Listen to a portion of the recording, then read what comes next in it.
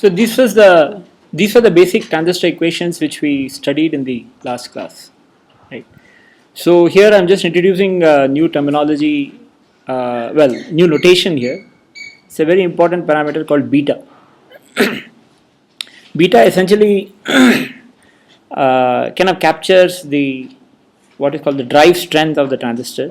It has mobility, Cox, which is the unit gate capacitance, and W by L. Okay, and then we have just for convenience replaced the overdrive, what I was referring to as overdrive in the previous lecture, Vg minus Vt as Vgt. It's really Vgt which is important from the point of view of whether a transistor is conducting properly or not. So the simple equations for the transistor essentially are the following: the drain to source current is 0 if Vgt is less than 0. That is, the gate voltage is less than the threshold voltage. Otherwise, for a small region, when Vds is less than Vd sat, that is a linear region where the drain current is linearly related to the drain source voltage, kind of approximately. There is still this factor here. So this is beta times Vgt minus Vds by 2 times Vds. And then in the saturation region, when Vds is bigger than Vd sat, the drain current is beta by 2 Vgt square. Quadratically depends on the gate source voltage. Okay, so this is like the basic transistor equations which you can use for hand calculations, and it was applicable for transistors which have very long channel lengths, more than a micron. But nowadays the channel lengths are pretty small. 14 nanometers, for example, is the latest process, and these equations are oversimplified. They don't fully capture the actual transistor characteristics, but still they are kind of useful just to give you an idea for what's going on. So let's look at this concept of a DC transfer curve. You must have studied this in your basic electronics, transfer curves, or load lines, things like that. Perhaps is slightly familiar to some of you. So what we have here is the simplest digital gate, which is an inverter, a CMOS inverter. Why CMOS? Because it has both NMOS and PMOS, so complementary. So that is why it's called CMOS. So the CMOS inverter has an NMOS, which is connects the output to the ground, and the PMOS which connects the output to VDD. And both the gates of both the transistors are connected to the input, and the output is taken from here, V out. Okay, so really in the DC transfer curve, what we want to find out is the relationship between V out and the V in. So it is the relationship between V out and V in under DC conditions. What does it mean? It means you apply a DC voltage of V in, okay, and then suppose you are trying to do this experimentally in the lab or in a simulation, or in the lab, for example, you will just apply a voltage of V in and wait for things to settle down. You don't want any switching, let things settle down. The output will also be a DC. Then you measure the output. So you sweep the input voltage, you set it at different DC values, and you record the different output values, the DC output values. Okay, so that output versus input is the DC transfer curve. So what do you expect? Let us say when V in is kind of very less, right? Less than the threshold voltage of the NMOS transistor. NMOS is off, right? And there is a large, the gate to source, this is the source for the PMOS in the top, source of holes. Okay, the gate to source is negative and it's very large. Let us assume VDD is quite large compared to the threshold voltages of the transistors. Okay, so that means the PMOS is on, very nicely on, and so the output voltage will be at VDD because the connection to ground is removed. So output voltage is at VDD. Now when the input voltage is very high, let us say at VDD, PMOS is off because now input is at VDD, so there is no gate to source voltage across the PMOS. but there is a large gate to source voltage across the NMOS. So NMOS is on nicely, and so the output is connected to ground. Input is high, output is low. Input is low, output high. Output is high. So this is the logical inversion. So this is a inverter. So you see, this is a CMOS inverter, that is both PMOS and NMOS is used. One thing you notice is that only one of the upper or the lower portion is on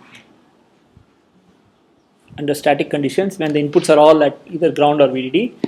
Either the upper portion or the lower portion is on. So that is an important characteristic of CMOS. What that means is that you never have a through path between VDD to ground. Also, because one of the other, let us call the upper portion the pull up and the lower portion the pull down. Either the pull up or the pull down is on. Both are not on at the same time when the inputs are at 0 or VDD values. Second thing is,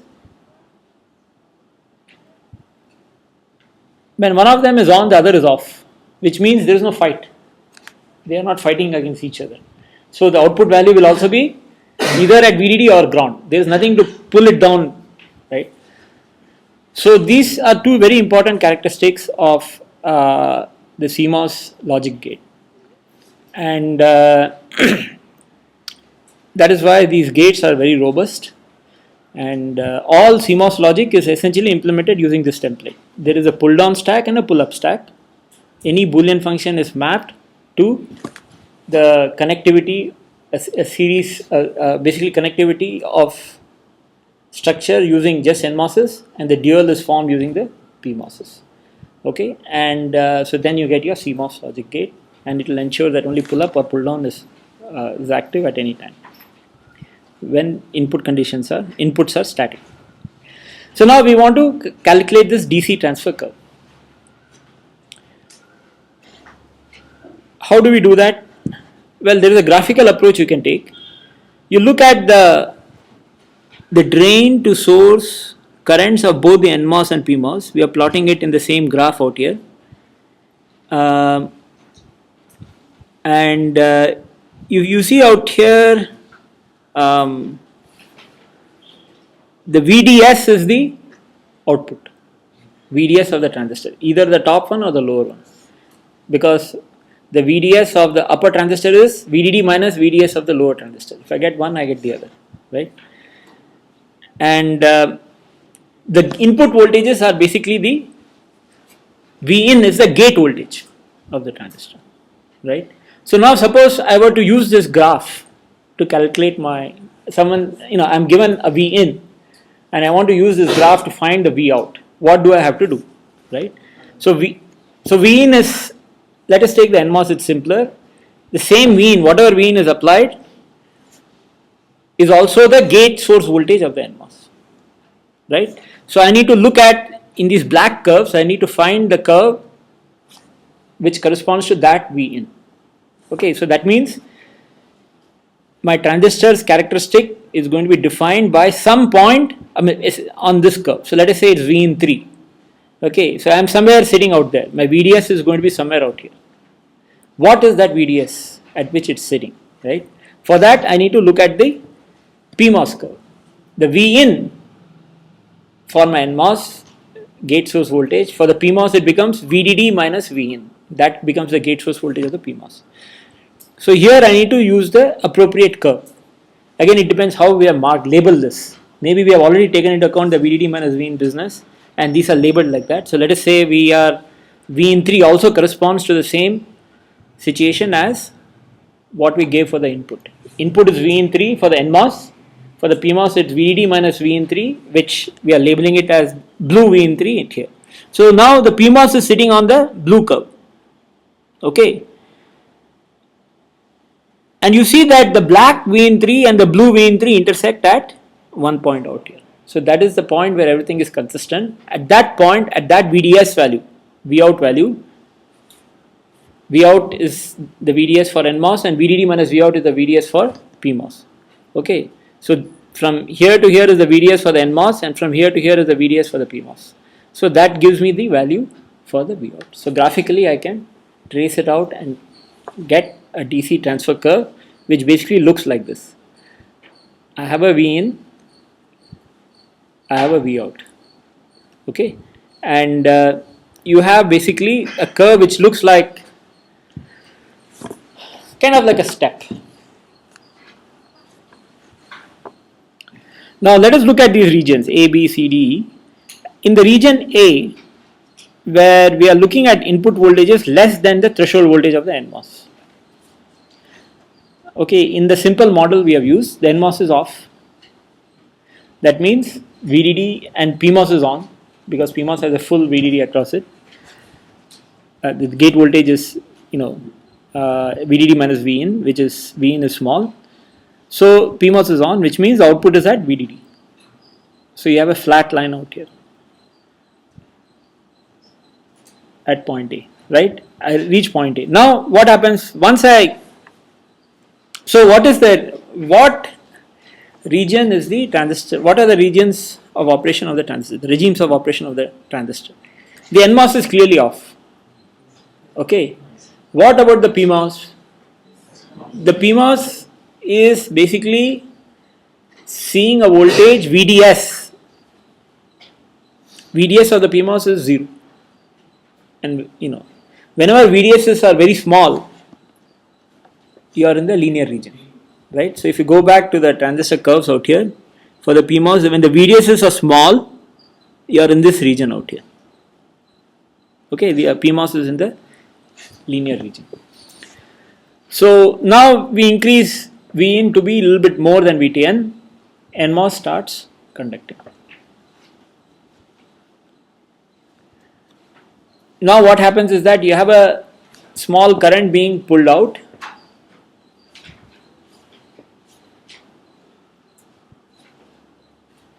And let us take any particular point out here, let us say some value out here. Let us take the point marked B out here.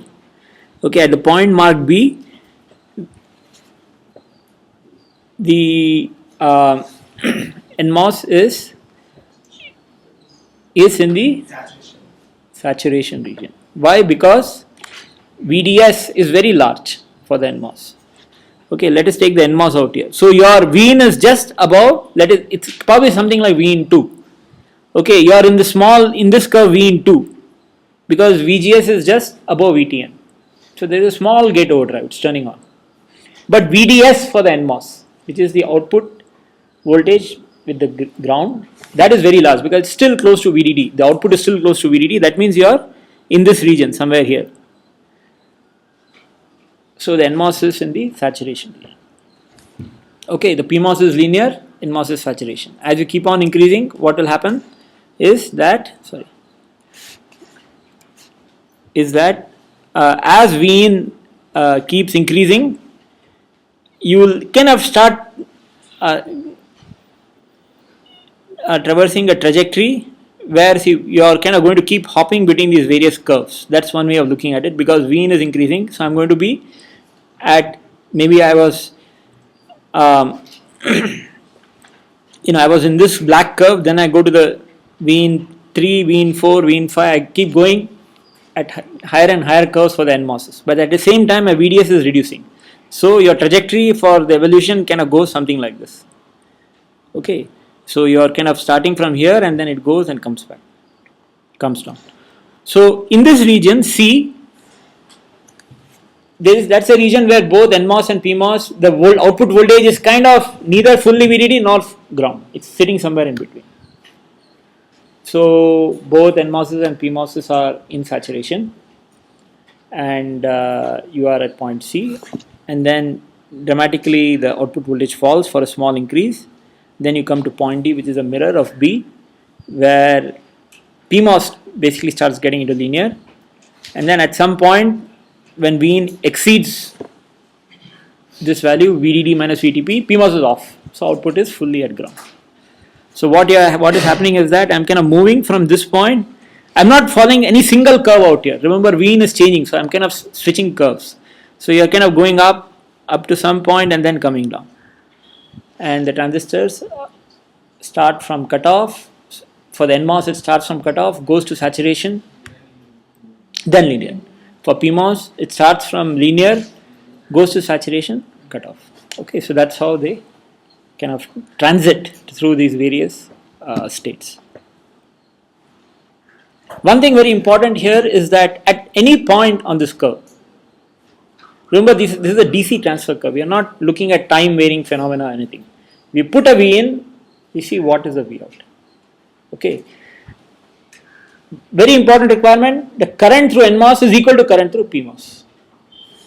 Where will the current flow, right? It cannot go anywhere else. Whatever is current coming out here has to flow down. So the current balance has to be maintained always. If current balance is not maintained, what will happen? That means some current is either going out or coming in. When it goes out, we have not shown, but you always have capacitors in the circuit. So it's just charging a capacitor, and when it's coming in, it's discharging a capacitor. So voltages are transiting.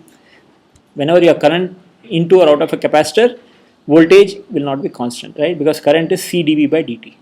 So the only time when you have static node voltages is when there is no change there is no current fed into the node or out of the node. Whatever current is coming from PMOS goes into the NMOS. Okay, so but that current is what is being plotted out here. So up to a point VTN, so what we are plotting out here is the current drawn from the power supply as a function of the input voltage. Again, this is a DC condition. We set the voltage, you put an ammeter in the power supply, measure the current, right? That's basically what you do. Clearly, if the voltage is less than VTN, NMOS is off, so there cannot be current from VDD to ground through the inverter. Similarly, when the voltage is above that VDD minus VTP, I'll just say above VTP because that VDD minus is just too much to say, but you understand what it is. PMOS is off, there is no current from VDD to ground. So current in this region and this region is both 0. But in between, you see what is happening is that current increases, reaches a peak and then comes down. So really the maximum current drawn from the supply is when the inputs are kind of midway. The input is kind of midway. So this is also another very important point to note, because CMOS was developed essentially from the perspective of low power requirement. What it means is that, and that still exists, even now power is one of the most important optimization criteria. Right? Very evident from the fact that all of you are carrying cell phones and cell phones have to last and so on. So power is one of the most important criteria, which means when you park voltages, you have to make sure the voltages are always parked at VDD or ground, not in some, should make sure you don't have voltages floating around, somewhere in between. So you have to always design your circuitry such that, okay, you will have transitions, of course, when you're switching you'll have transition, but make sure you get out of the intermediate region as soon as possible and park your voltages at VDD or ground so that the current drawn from the supply is minimized. Okay.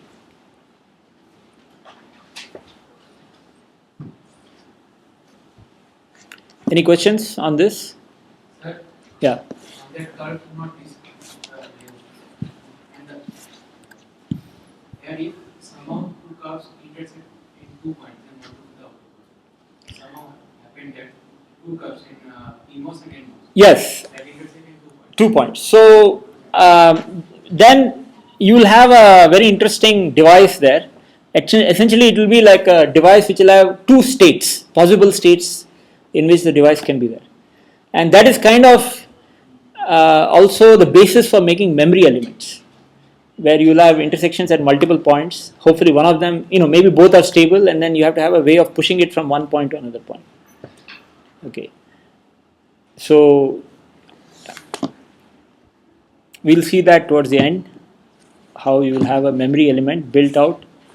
Not using just 2 transistors, you need a little bit more than that, but maybe you have a very funny transistor which has this kind of a negative resistance type device that is possible. So then you could have the same structure having 2 possible states in which it can reside. So that will give you a way of designing a memory element.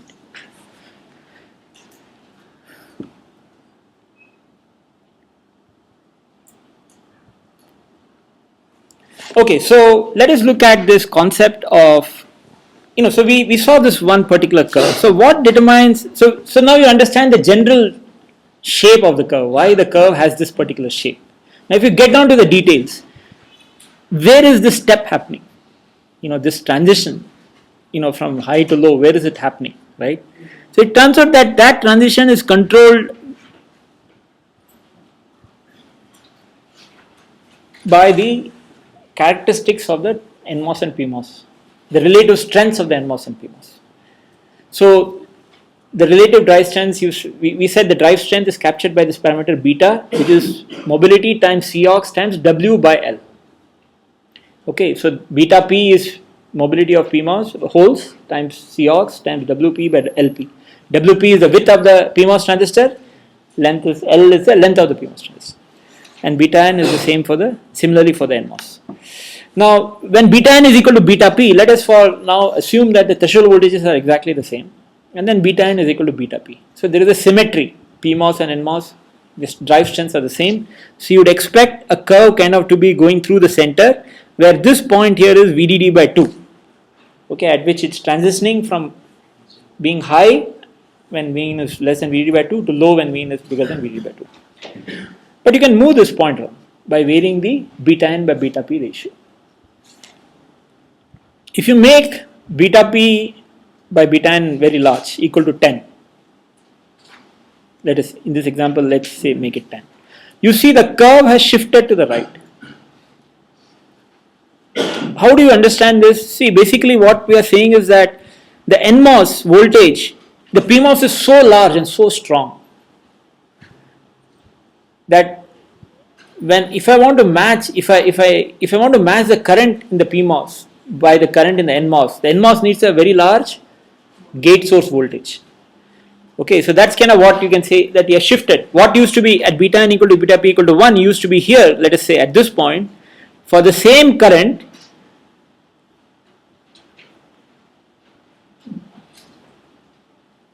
not the same current. For me to be able to match my PMOS, I need much larger, I need to turn on the NMOS even more for me to be able to supply the current which the PMOS requires. So that is why the curve shifts to the right. PMOS is very strong. Okay, the curve shifts to the right. Similarly, beta P by beta N is equal to 0.1. That means I've made NMOS much stronger than PMOS. So the curve shifts to the left. Okay. So I need to apply much larger gate voltage to give me the same current as that for the NMOS. So the whole curve shifts to the left. So this is very interesting. You can shift the curve left or right. And again, as an engineer, these things should you should file this away, because anything you can control is very important, because maybe at some point when you're designing something, you want to be able to control things. So this is a knob which is there for you to control what is called the DC transfer curve. Where is it? Where is what is called the trip point? I'll introduce the notion of a trip point in the next slide. But where is the curve transitioning from high to low? Okay. So if I draw the line at 45 degrees angle, essentially that is the line when V in is equal to V out. So where that line intersects, for example, it intersects the first curve at this point, we call this V in, the inverter trip point in some sense. That is, if my input voltage is less than V in, okay, my output is kind of, I can say high, above V in. When input voltage is above V in, the output voltage is below V in. So it's kind of a point of transition. That is a point of inversion of the output. So that you can say is the trip point, where the inverter trips, okay, about that. And clearly the trip point is moving around based on the beta ratio. So when everything is symmetric, the trip point you would expect to be VDD by 2. But the trip point will basically move around based on the relative drive strengths of the PMOS and the NMOS.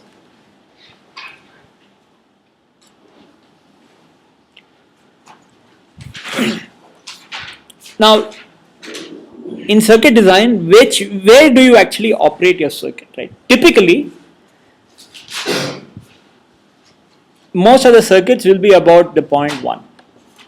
No, not 0.1. What I meant is the beta ratios will be about 1. You try to kind of equalize the NMOS and PMOS strengths, because maybe you have no reason to favor one over the other. But we'll see later in the course there are occasions where you want to kind of favor one over the other. in which case you would skew the gates. You would make one of them stronger than the other. And there are cases where also you would have extreme skewing, like beta p by beta n of 10 or 0.1. So we'll kind of study some of these cases later on when we look at some specific circuits. So how do we analytically calculate V in?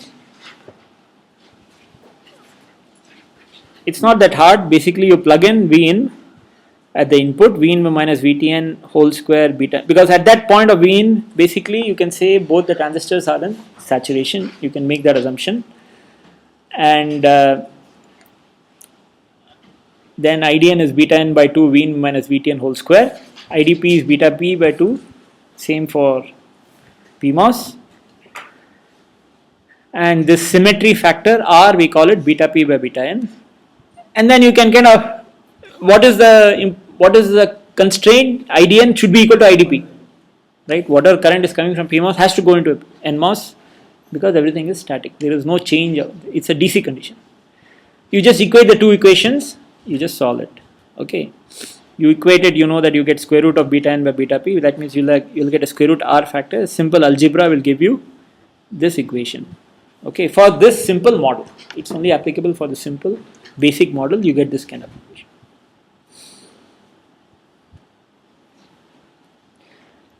Just as a sanity check, let us take the case when VTP is equal to minus VTN. NMOS and PMOS thresholds are the same and R is equal to 1. That means PMOS and NMOS have the same drive strengths.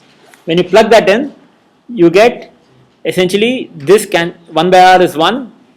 This cancels this, VDD by 2. So trip point is VDD by 2. Just a simple sanity check.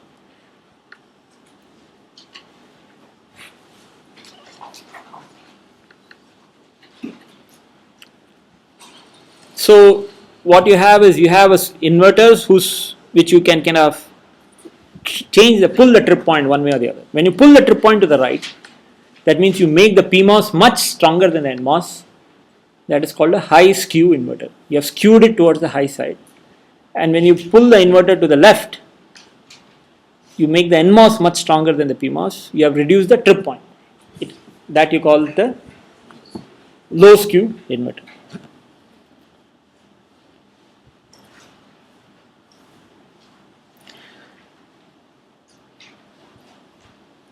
So one thing to remember is that this threshold voltage is actually really the proper way of thinking about it is that it's a random variable. Okay, what is a random variable? The random variable basically you don't know what values it will take. There is a randomness. You cannot say for certainty this is the value it will take.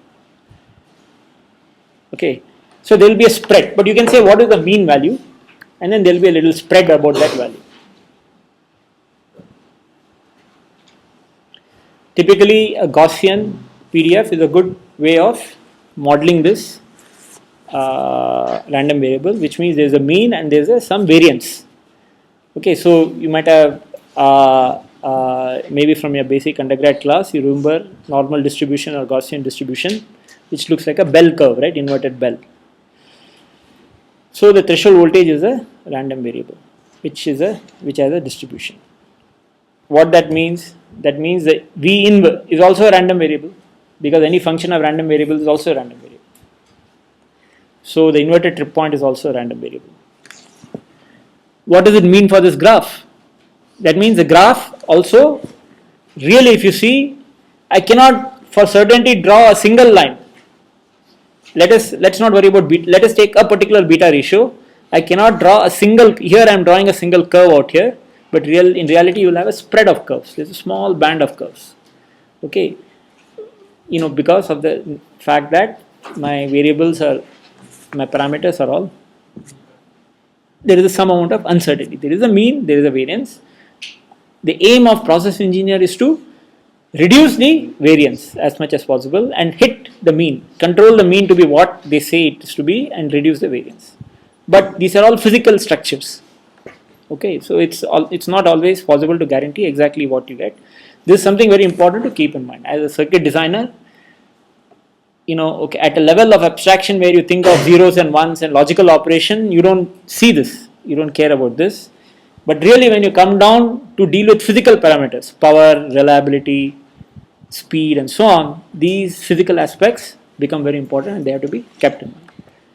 So not only is the threshold voltage a random variable, it turns out even channel length, channel widths are also random variables. Okay, normally you say I design my transistor to have a certain length, it has a certain width of so many microns, that is in your design, but when you fabricate it, there will be a small variation.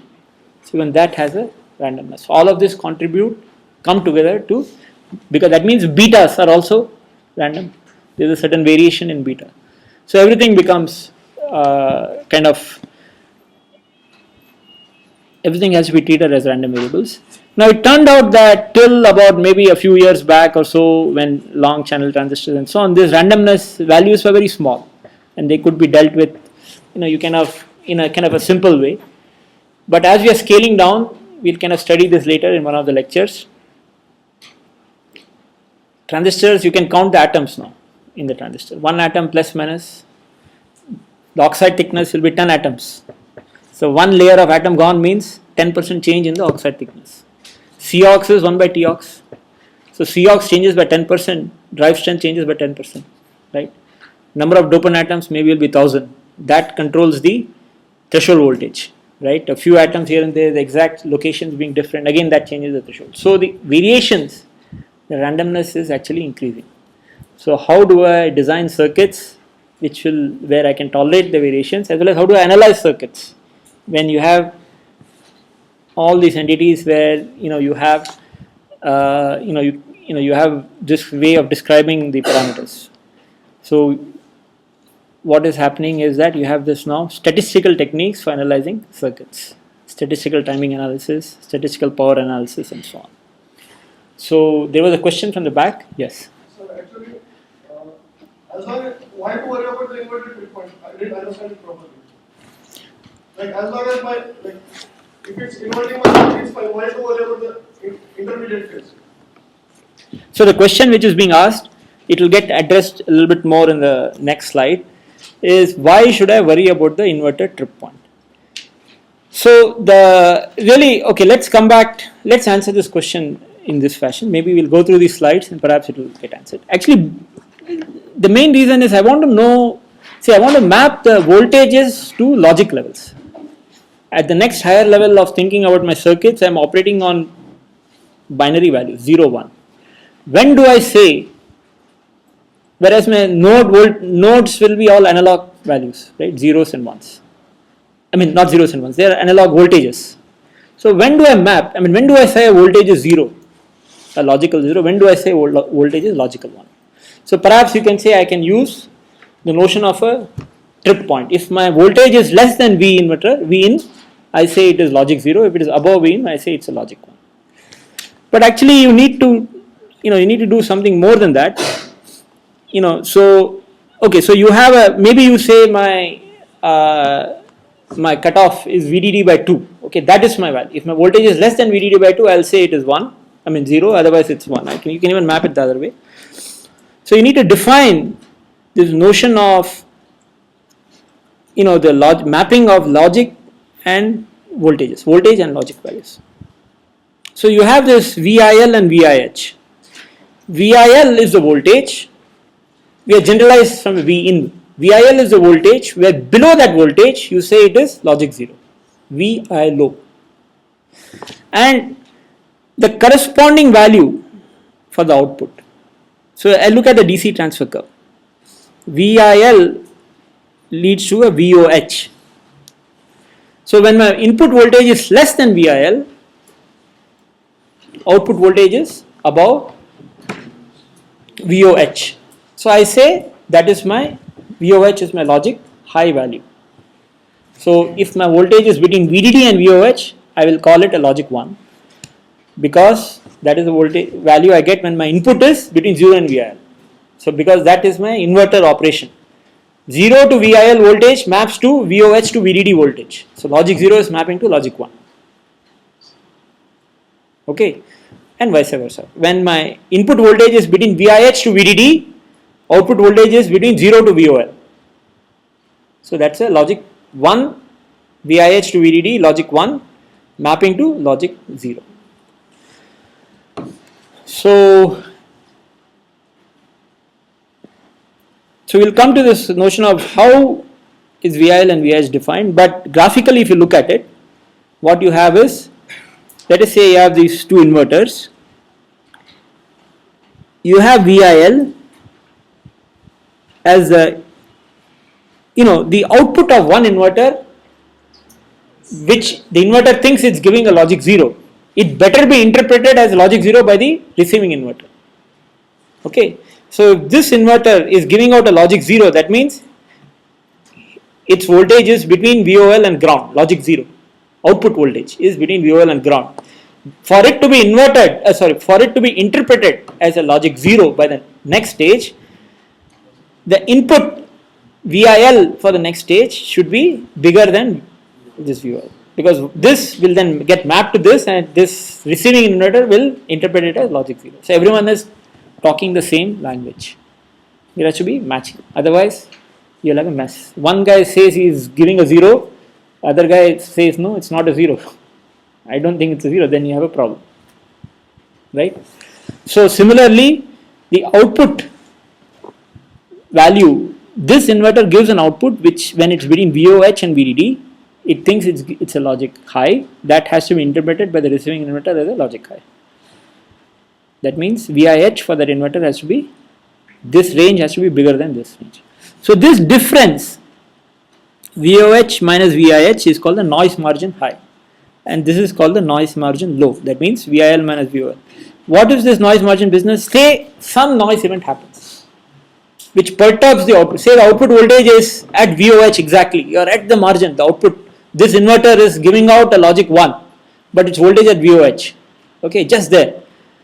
Any noise which causes that voltage to drop, okay, it will drop, maybe it will come back again, but when it drops, how much tolerance is there for it to be still considered a logic 0? So that is what NMH tells me. I have NMH amount of voltage available for me to still allow for that much noise and still be considered a logic 1. Similarly, same for logic 0. So really it indicates the tolerance to noise.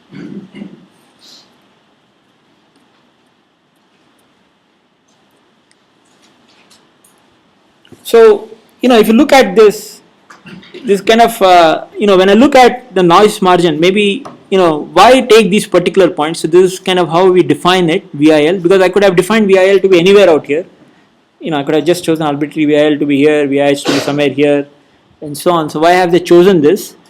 Well, they've chosen this point where the slopes are -1, because at this point, any incremental change in VIL will give me exactly the same change in VOH. So the noise margin, the sum of noise margins, NMH plus NMHL, NML will remain the same. It will not change, because one of them will reduce. Because say if I move my VIL a little bit to this left side, NML will reduce by some amount based on how much I moved, but NMH will increase by the same amount. So in some sense, NML plus NMH has reached maximum value. Okay, so I cannot define my noise margins to be based on that. So these points out here. Okay.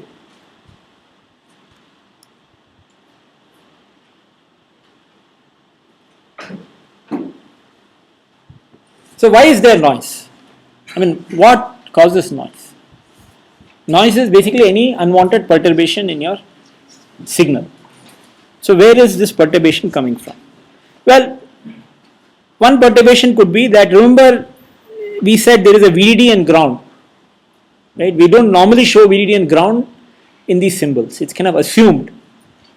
There is a VDD and ground. It's assumed that VDD is always, say, let us say in a modern process, VDD is about 1 volt. Ground is 0. We can, it's just a reference. We call the ground to be 0 volts. VDD is 1 volt above that. The assumption is every logic gate in your circuit sees the same VDD and same ground voltage. Okay, so that is a bad assumption to make. And in fact, you have to, as a circuit designer, you have to ensure actually that that assumption is satisfied by really carefully designing your power supply network and the ground network such that you have equipotentials on VDD and ground. If you don't have equipotentials, why would you not have equipotentials? Well, the ground is also a wire. Every wire has a resistance.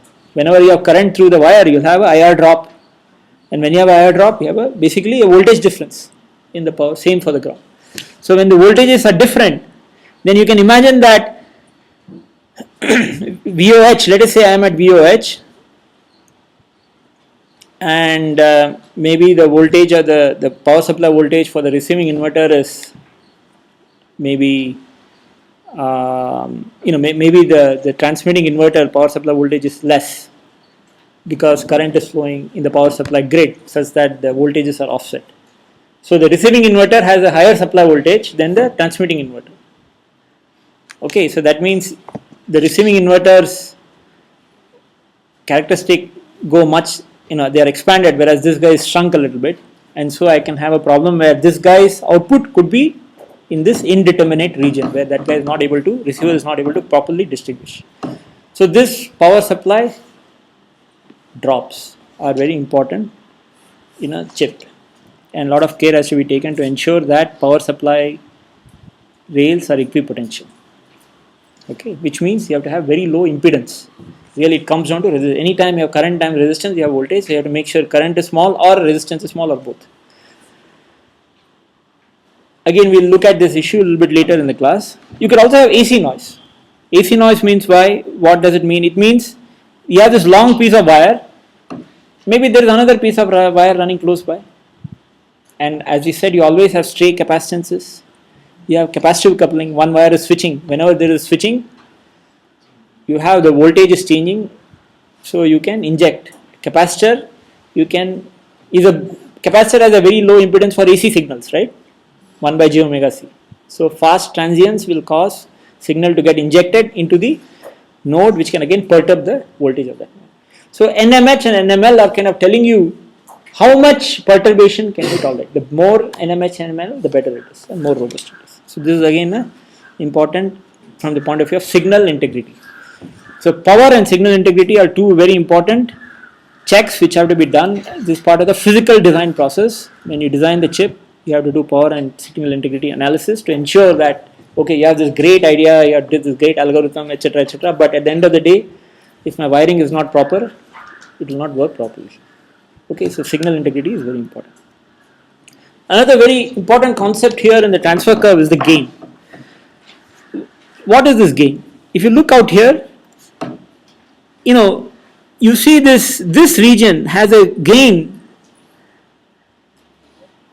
whose magnitude is bigger than 1. What is gain? Is the ratio of V out by V in, delta V out by delta V in. If I perturb V in by a small amount, how much does V out change? It's essentially the slope. So the magnitude of the slope is bigger than 1. Sign is negative, of course, because it's an inverter, it's negative, but the magnitude is bigger than 1. So this gain bigger than 1 is a very important requirement for any logic gate. Okay, if you are going to build digital logic gates which are going to cascade, you need to have the gain of that structure to be bigger than 1. Only then will you have this noise margin available, non-zero noise margin. It's just because you have this positive noise margins because the gain is bigger than 1. Okay, here. That is why you have VOL and VOH are kind of far apart. VIL and VIH are close by, VOL and VOH are far apart, and so you have space between them, and so you have positive noise margin. That's because you have gain which is bigger than 1. Some of you might work on new kinds of devices, perhaps SETs, etc., single electron transistors, maybe other kinds of devices, and so on, and you want to build logic gates out of it. This is something you have to ensure, that the gains of these gates are bigger than 1.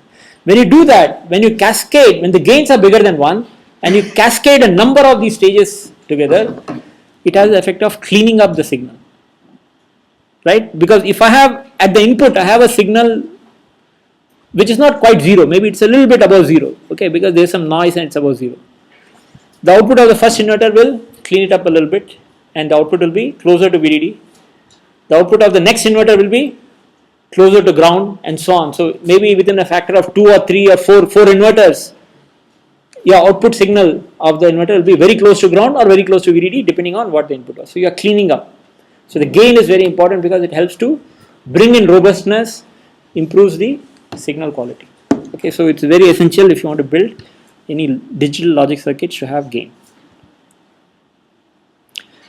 So, sorry. We'll study this more when we discuss memory structures, but this DC noise margin, this DC transfer curve is very useful for characterizing what is called the static noise margin of memory cells. Now again, coming back to the question which was raised by your friend earlier about what if there are 2 points of intersection. So this is an example where you have one inverter and then you have another inverter connected in the reverse way between the output to input. So essentially you have a loop out here. Okay. Now one way of looking at it is, let us take the top inverter. It has a DC transfer curve like this, marked by the curve 1, and the lower inverter, you can think of it as a load across it.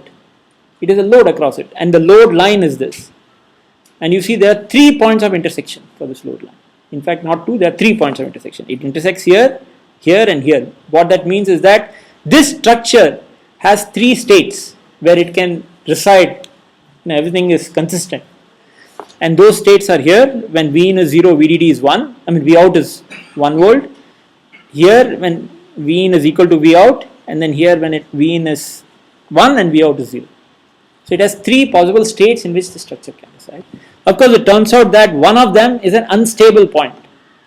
Little bit of noise will, when you push it out, if let us say both Vin and Vout, V1 and V2 are exactly equal, and you push V1 a little bit, say due to noise, it just gets pushed a little bit. V1 goes up a little bit, pushes V2 down a little bit, pushes V1 up even more, and so on. It's a self-fulfilling thing. It's positive feedback. It just flips and goes and resides in either this state in the top or in the state in the bottom. There are only 2 stable states, and that is why it's a memory element. This element is used in all memory structures in digital circuits. A basic structure is this: 2 back-to-back converted inverters. There might be small variations, there might be extra transistors to do gating, etc., etc. We'll study that, but at the heart of it, it is 2 back-to-back inverters in a positive feedback, which has 2 stable states, 1 unstable state. And this spacing out here, in this spacing we have embedded a square. The size of the square gives me the noise margin, what is called the static noise margin. That means, noise can perturb these curves, okay, and I have this much room available. Say I am in this state, I am in the top left state, I am holding memory, okay, I am holding information. If say something happens and this is by the way called a butterfly diagram because it looks like a butterfly, right? 2 eyes of a butterfly, the pattern of a butterfly wing rather, right? So if something happens and it squeezes these 2 lines together in this side, then my state can get pushed out from here to here. Say I squeeze, it's like 2 balloons. I squeeze one balloon, water will come from here to the other side and vice versa. So how much tolerance I have? That is given by this static noise margin. Okay, so this is another place where these DC transfer curves are used to analyze the noise margin of cells.